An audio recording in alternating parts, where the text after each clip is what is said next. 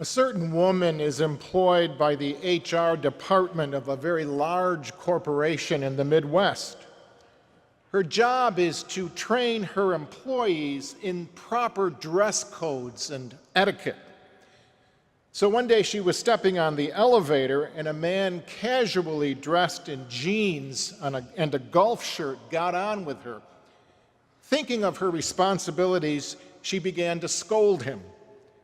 She said to him, "Dressed a little casually today, aren't we?" Well, the man replied, "That's one benefit of owning the company." We certainly do have very different dress codes today than certainly I grew up with.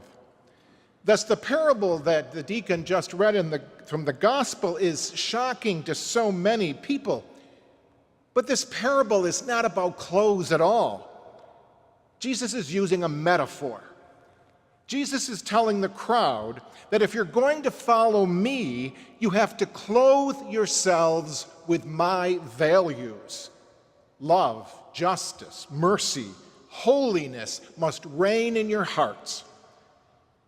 Jesus is insisting that those who say they are his followers must live his values.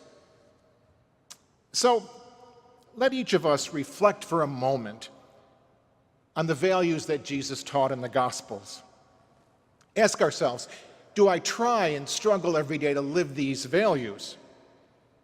Maybe tonight each one of us can take one of the values that Jesus tried to get across and ask ourselves, how do I live that out in my life? And how is that value lived out in what we call ourselves as a Christian culture? Are we clothing ourselves with the values that make us truly followers of the Christ and then can truly call ourselves Christian? As I reflect on the many values that Jesus taught, the one that I bring to mind tonight is empathy. And I choose empathy because the mood in our culture these days is almost all the discourse is uncivil, whether it's online or on cable TV or on the debate stage or on the talk shows. And the utter lack of empathy becomes amazingly apparent. Nobody cares to calm down, to consider what it's like to walk in another person's shoes, to entertain the notion that others may feel the way they do for reasons that are understandable and valid. Instead, today's America thrives on outrage, emotion, and personal attacks.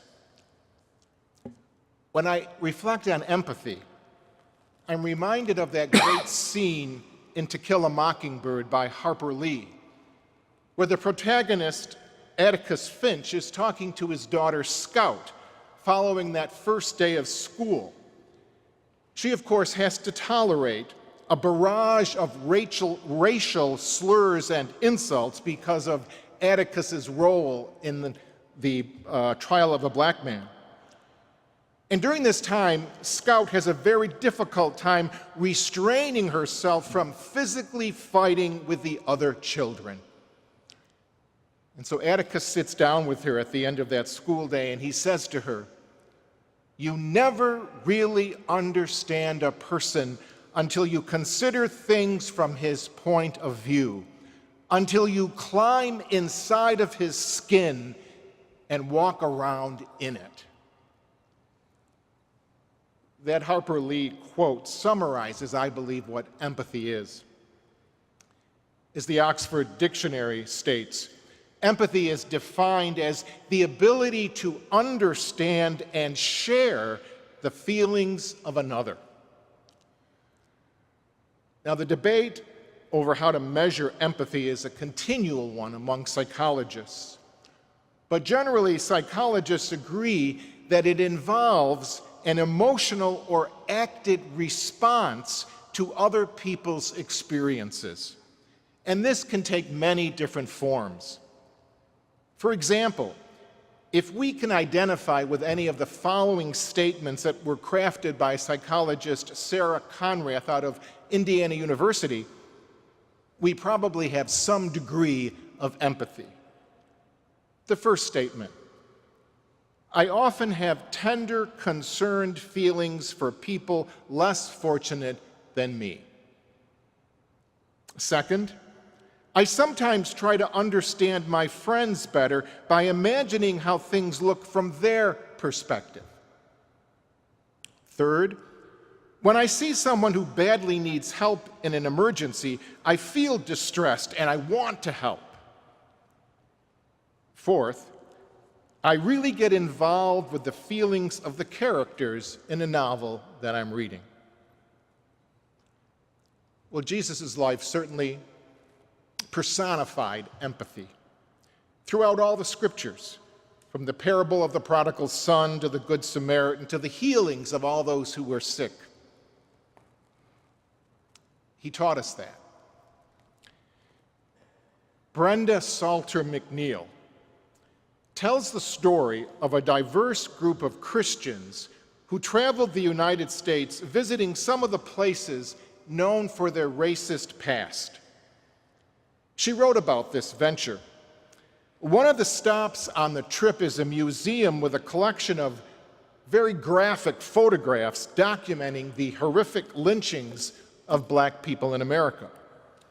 Looking at photo after photo of young black men hanging from trees or mothers and children hanging, with white people often looking on in celebration, was, you can imagine, intensely disturbing for this group.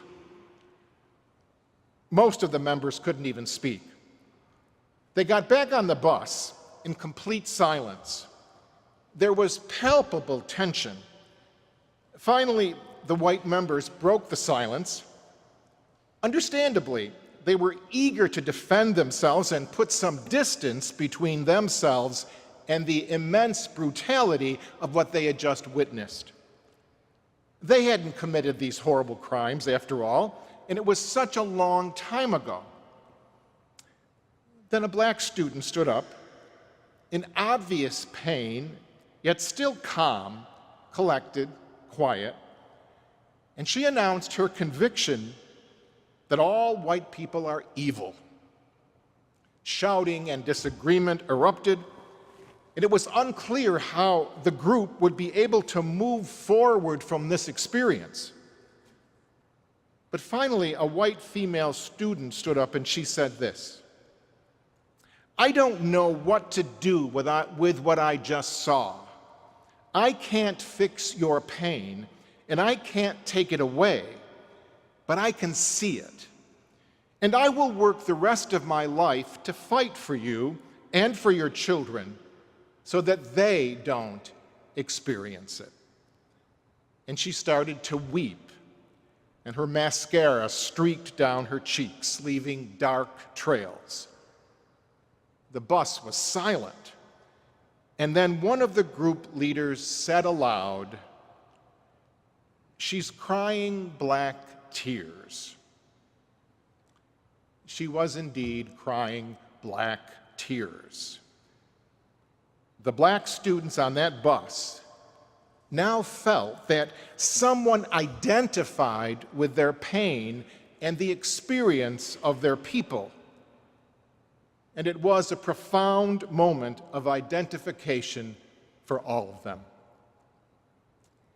Harper Lee's quote shows that standing alongside someone is not enough. We have to climb inside them in order to understand cognitively the world through their eyes and walk around in their skin to truly effectively know what it is like for them. Only then can we truly understand someone and empathize with them. You know, empathy it's not a business tool or a technique. It is a basic virtue, a basic Christian virtue, the clothes that Jesus wants us to put on. Those of us who say we are followers of Christ, we struggle to develop this in our lives. Being empathic allows us to make ethical and authentic decisions, to build deeper relationships, and ultimately to live a more meaningful and fulfilled life and enable others to do the same. And that's the teaching of Jesus. If we develop this quality, it is undoubtedly going to feature habitually within all aspects of our lives and our working lives. You see, empathy is not something we turn on or turn off. Jesus would challenge us, challenge all of our organizations and businesses to always be about the people within them. Why then would empathy, we might ask, not feature on every organization's list of essential values, competencies, and most importantly, behaviors?